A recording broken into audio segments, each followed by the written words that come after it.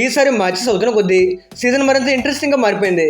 ఇప్పటికే కొన్ని teams డామినేషన్కి definition అనేలా ఆడుతుంటే కొన్ని టీమ్స్ పైకి రావాలి అనే ఆలోచన పెట్టుకోకుండా కింద ఉండిపోయారు. కొన్ని టీమ్స్కి ఇటీవలలో క్లారిటీ లేకపోవడంతో మధ్యలోనే ఉండిపోయారు. ఇలా ఆడుతూ పాడుతూ 38 మ్యాచెస్ ఆడేశారు. అండ్ ఆల్మోస్ట్ టీమ్స్ అన్ని 8 మ్యాచెస్ వరకు ఆడేశారు. అయినా కానీ ఎవరు అస్సం ట్రైన్ ఎక్కువకుండా ప్రతి ఒక్క టీం ప్లే ఆఫ్ రేసర్స్లో ఫైట్ ఇస్తున్నారు. మరి ఇలాంటి రేస్లో హైవే రోడ్డుకి టాప్ 4లోకి క్వాలిఫై అయ్యేదెవరు, అస్సం ట్రైన్కి టికెట్స్ బుక్ చేసుకునేదెవరు తెలుసుకోవాలిగా. ఈ వీడియోలో 10 టీమ్స్ టాప్ 4 పాసిబిలిటీస్ గురించి మాట్లాడుకుందాం. చాలా మంది చూసి వెళ్ళిపోతున్నారు తప్పిస్తే సబ్స్క్రైబ్ చేసుకోవట్లేదు. మీరు సబ్స్క్రైబ్ కొట్టకపోతే నేను ఏ వీడియో పెట్టినా మీకు నోటిఫికేషన్ రాదు. మళ్ళీ మీరు ఇలాంటి వీడియోస్ కోసం వెతుక్కోకుండా ఉండాలంటే ఇప్పుడే ఈ సబ్స్క్రైబ్ అయితే కొట్టేసండి. ఇంకా ఈ లేట్ మాత్రం మొదలెట్టిద్దాం.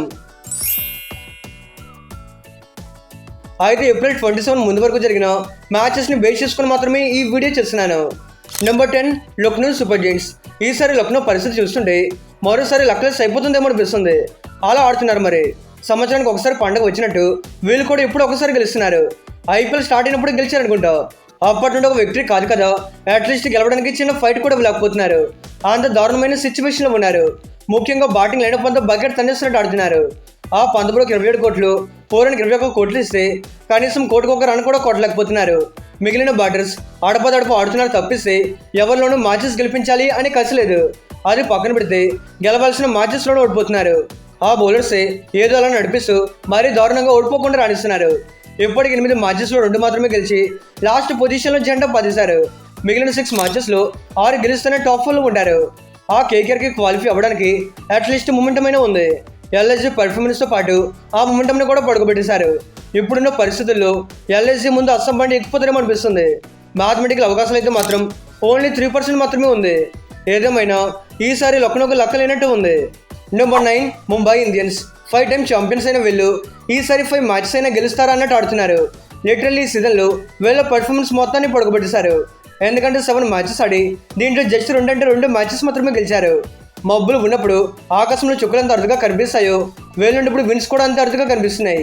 ఒకటి ఇప్పుడు సీజన్ స్టార్టింగ్లో గెలిచారు, మరొకటి ఫస్ట్ హాఫ్ చివరిలో గెలిచారు. మూడో విక్టరీ సీజన్ చివరిలో గెలుస్తారేమో. ఎందుకంటే ఈ ప్లేయర్ గెలిపిస్తాడు అనే నమ్మకం ఎవరిపైన కూడా లేదు. అందరికందరూ ఒకటే అన్నట్టు ఆడుతున్నారు.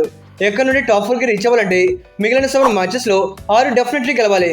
ఆఫ్ కోర్స్ గతంలో ఇలాంటి సిచ్యువేషన్లో కంబ్యాక్ చేసాం, ఈసారి కూడా చేస్తారు అని ఆస్త ముంబై ఫ్యాన్స్ ఉంటారు.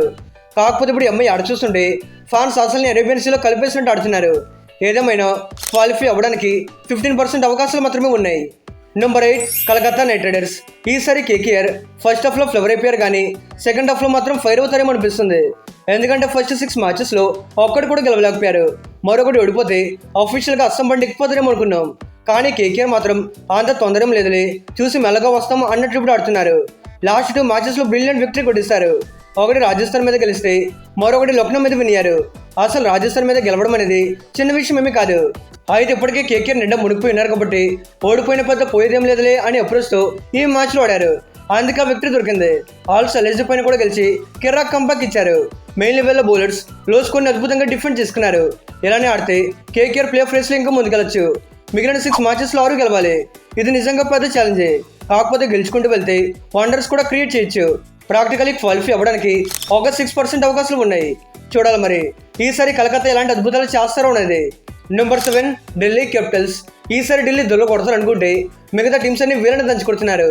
అసలు ఈ సీజన్కి ముందు వీళ్ళపైన పెట్టుకున్న ఎక్స్పెక్టేషన్స్కి ఇప్పుడు వీళ్ళు ఆడుతున్న ఆటకి సంబంధమే లేదు. ఎందుకంటే లాస్ట్ టైం ఇదే టీంతో ఫస్ట్ 6 మ్యాచెస్లో 5 గెలిచి కంప్లీట్ డామినేటింగ్ చూపించారు.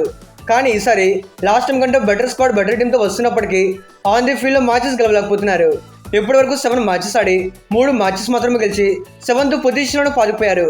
మరి ముఖ్యంగా బౌలింగ్ డిపార్ట్మెంట్లో చాలా వరకు స్ట్రగుల్ అవుతున్నారు. 265, 242, 212 అండ్ 210 లాంటి భారీ స్కోర్ చదివించేశారు. ఇది పక్కన పెడితే 265 కూడా డిఫెండ్ చేసుకోలేకపోయారు అంటేనే తెలుస్తుంది ఎక్కడో తేడా కొడుతుందనేసి. అదర్వైజ్ బ్యాటింగ్లో ఇప్పుడిప్పుడే కన్సిస్టెంట్గా ఆడుతున్నారు. ఎక్కడి నుండి ఇంకా బెటర్గా రాణిస్తే డెఫినెట్లీ టాప్ 4లోకి వెళ్ళొచ్చు. మిగిలిన 7 మ్యాచెస్లో 5 గెలవాల్సి ఉంటుంది. అండ్ ఒక 45% అవకాశాలు ఉన్నాయి. డీసీ దగ్గర ది బెస్ట్ సైడ్ ఉంది. సో మ్యాచెస్ గెలుస్తూ వెళ్తే టేబుల్ మరింత ఇంట్రెస్టింగ్గా మారుతుంది. Number 6 Chennai super Kings.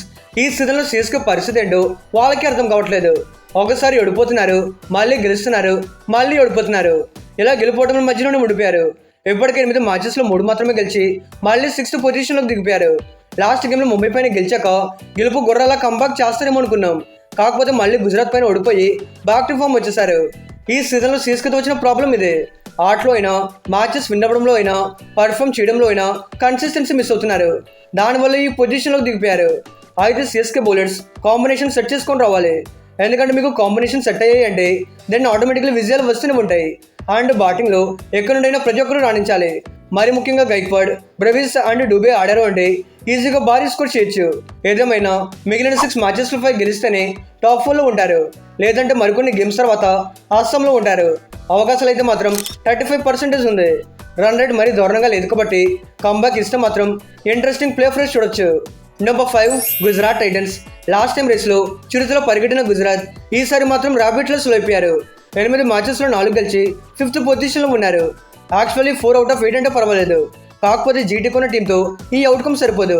Because 2 చేత్తో గెలిపించగలిగి ఎంతోమంది మ్యాచ్ విన్నర్స్ వీళ్ళ దగ్గర ఉన్నారు. కానీ చాలామంది ఆటగాళ్ళు వాళ్ళ రెప్యుటేషన్కి తగ్గట్టుగా ఆడలేకపోతున్నారు. ముఖ్యంగా మిడిల్ ఆర్డర్లో Glenn Phillips, Shahrukh Khan and తవాచే లాంటి బ్యాటర్స్ చిన్న ఇంపాక్ట్ అయినా క్రియేట్ చేయలేకపోతున్నారు. అది ఇప్పుడు జీటీ మ్యాచెస్ ఓడిపోవడానికి మెయిన్ రీజన్గా కనిపిస్తుంది. అదర్వైజ్ సిరాజ్ అండ్ అశోక్ మరీ పెద్ద ఇంపాక్ట్ ఏమీ చూపించలేకపోతున్నారు. కన్సిస్టెంట్గా వికెట్స్ తీసుకోలేకపోతున్నారు. ఆల్సో సాయి కిషోర్ లాంటి వికెటింగ్ స్పిన్నర్ని బయట పట్టడం అనేది నిజంగా పెద్ద ఫూలిష్ విషయం అని చెప్తాను. ఒక కంప్లీట్ మ్యాచ్ విన్నర్ని పక్కన పెట్టి ఇంకెవరెవరికి అవకాశాలు ఇస్తున్నారు. మీకు సాయి కిషోర్ టీంలో ఉండి మిడిల్ ఓవర్స్లో వికెట్స్ అందిస్తూనే ఉంటాడు. కమింగ్ మ్యాచెస్లోనూ కాంబినేషన్స్ కాకరకాయ అని ఆలోచించకుండా పక్కన కూర్చోబెడితే గుజరాత్ టీం అస్సాంకి వెళ్ళిపోవడమే. ఇంకా ఏదేమైనా మిగిలిన 6 మ్యాచెస్లో 4 గెలిస్తేనే టాప్ 4కి రీచ్ అవుతారు. అంటే మ్యాథమెటికలీ క్వాలిఫై అవ్వడానికి 60% అవకాశాలు ఉన్నాయి. ఇక చూడాలి టైటన్స్ టైటిల్ రేస్లో ఉంటారా లేదనేసి. Number 4 Rajasthan Royals. ఈసారి ఫస్ట్ హాఫ్లో వీళ్ళు ఆట చూసాక అందరికంటే ముందు క్వాలిఫై అవుతారేమో అనుకున్నాం. మరి మ్యాచెస్ ప్రోగ్రెస్ అయ్యే కొద్దీ పిచ్ స్లో అయినట్టు సీజన్ గడిచే కొద్దీ వీళ్ళ ఆట కూడా స్లో అయిపోయింది. ఎలా అంటే ఫస్ట్ 4 మ్యాచెస్లో 4 గెలిచేశారు. కాకపోతే ఆ తర్వాత బౌలింగ్ అండ్ బ్యాటింగ్ డిపార్ట్మెంట్స్లో బ్రేక్ పడిపోవడంతో వీళ్ళ పర్ఫార్మెన్స్ అండ్ పొజిషన్ కూడా పడిపోయింది. లాస్ట్ 4 మ్యాచెస్లో ఏకంగా 3 మ్యాచెస్ ఓడిపోయారు. ముఖ్యంగా ఎస్ఆర్హెచ్ అండ్ కేకేఆర్తో మ్యాచ్లో అయితే చాలా పూర్ బ్యాటింగ్ చూసాం. రియాన్ పరాగ్ అండ్ ఇట్మైల్ లాంటి బ్యాటర్స్ పెద్ద నాక్స్ ఆడలేకపోతున్నారు. అండ్ తర్వాత ఎస్ఆర్హెచ్తో మ్యాచ్లో బౌలింగ్ బ్లాస్ట్ అయిపోయింది. మరి జరిగిపోయింది కాబట్టి ఎక్కడి నుండైనా కంబ్యాక్ చేసి టాప్ 4కి క్వాలిఫై అవ్వడానికి చూడాలి. వీళ్ళకి ఇంకా 6 గేమ్స్ ఉన్నాయి. దీంట్లో ఎలా లేదన్నా 3 ఖచ్చితంగా గెలవాలి. టాప్ 2లో ఉండాలంటే మాత్రం మరో 5 విన్స్ కావాలి. అవకాశాలు అయితే 85% పాసిబిలిటీస్ ఉన్నాయి. Number 3 Sunrisers Hyderabad. ఈసారి ఎస్ఆర్హెచ్ ఎవరు ఎక్స్పెక్ట్ చేయని ఇంపాక్ట్ చూపిస్తున్నారు. ఎందుకంటే సీజన్ స్టార్టింగ్ ముందు చూసుకుంటే ఈ బౌలింగ్ అటాక్తో ఎలా సర్వే అవుతారు అనుకున్నాం. ఆ తర్వాత ఫస్ట్ ఫ్యూ మ్యాచెస్లో స్ట్రగుల్ అయ్యాక 300 కొట్టిన ఈజీగా ఇచ్చేస్తారులే అన్నారు. కట్ చేస్తే ఇప్పుడు టాప్ టీమ్స్ని కూడా తడిపేసే రేంజ్లో రైజ్ అవుతున్నారు. ఎస్పెషల్లీ లాస్ట్ 4 మ్యాచెస్లో బ్యాక్ టు బ్యాక్ విక్టరీస్ ఉన్నాయి.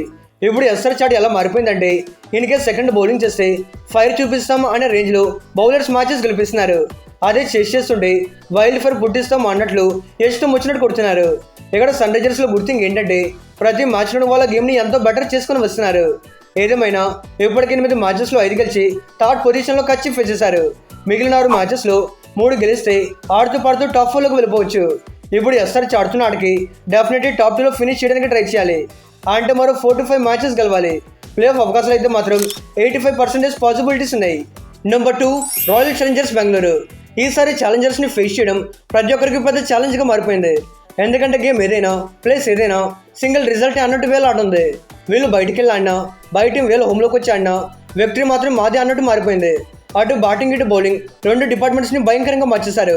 పర్టికులర్గా టాప్ ఆర్డర్ ఎప్పుడైతే అగ్రెసివ్ స్టార్ట్స్ ఇస్తారో ఆ తర్వాత స్కోర్ రాకెట్లు ఎక్కడికి వెళ్ళిపోతుంది. అందుకే ఈ సీజన్లో మీరు చూసుకుంటే 250, 240తో పాటు ఎన్నో భారీ స్కోర్స్ని కూడా చేశారు. అదర్ హ్యాండ్ బౌలర్స్ మేము ఏమాత్రం తక్కువ కాదన్నట్టు ప్రతి ఒక్కరు వాళ్ళ రోల్ని ప్రాపర్గా ప్లే చేస్తున్నారు. డే బై డే సిచ్యువేషన్ ఎలా అవుతుందంటే వీళ్ళతో మ్యాచ్ అంటే ఓడించడం కష్టమే అనే థాట్స్లోకి వెళ్ళిపోతున్నారు. ఏదేమైనా ఎప్పటికే 7 మ్యాచెస్లో 5 గెలిచేస్తారు. క్వాలిఫై అవ్వడానికి రిమైనింగ్ 7 మ్యాచెస్లో 3 గెలిస్తే చాలు. ఇది మరీ పెద్ద మాటమే కాదు. అయితే ఎస్ఆర్హెచ్ అండ్ ఆర్ఆర్ నుండి కాంపిటీషన్ ఉంది కాబట్టి వీళ్ళు టాప్ 2 పైన ఫోకస్ పెట్టాలి. టాప్ 4కి రీచ్ అవ్వడానికి 93% అవకాశాలు ఉన్నాయి. ఇక చూడాలి మరోసారి ఆర్సీబీ ట్రోఫీ ఎత్తుకుపోతారా లేదనేసి. Number 1 Punjab kings. ఈసారి అన్ని టీమ్స్ని ఆపడానికి ఏదో ఒక ప్లాన్ ఉంది కానీ వీళ్ళని ఆపడానికి మాత్రం ఏ ప్లాను లేదు. ఎందుకంటే ఈ సీజన్లో వీళ్ళని ఓడించడం కాదు కదా, అట్లీస్ట్ టఫ్ కాంపిటీషన్ కూడా ఎవరు లేకపోతున్నారు. ఆ విధంగా డామినేషన్ చూపిస్తున్నారు. ఇన్ఫాక్ట్ పంజాబ్తో మ్యాచ్ అంటేనే ఈజీగా దొబ్బేస్తుందిలే అనే రేంజ్లోకి ఫ్యాన్స్ వెళ్ళిపోయారు.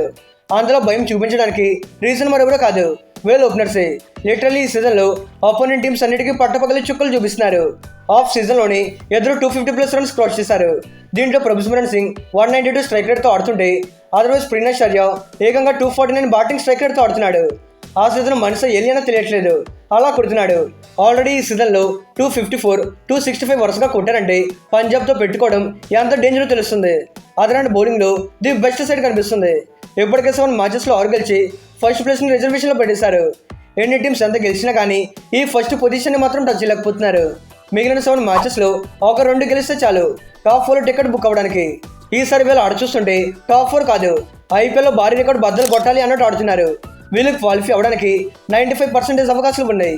మొత్తానికి చూసుకుంటే మిడిల్లో ఉన్న teams like DC, GT, CSK and MI comeback చేస్తే పాయింట్స్ టేబుల్ మరింత ఇంట్రెస్టింగ్గా మారుతుంది. ఎవరు టాప్ 4కు వెళ్తారు అని మీరు అనుకుంటున్నారు కింద కామెంట్ చేయండి. మీరు ఒక చిన్న సబ్స్క్రైబ్ చేసుకుంటే చాలు. ఇలాంటి వీడియోస్ ఐపీఎల్ అయిపోయినంత వరకు తీసుకొస్తూనే ఉంటాను. ఇంకా పోయి లేట్ మామా ఇప్పుడే కొట్టేసండి. Okay friends, bye, thanks for watching.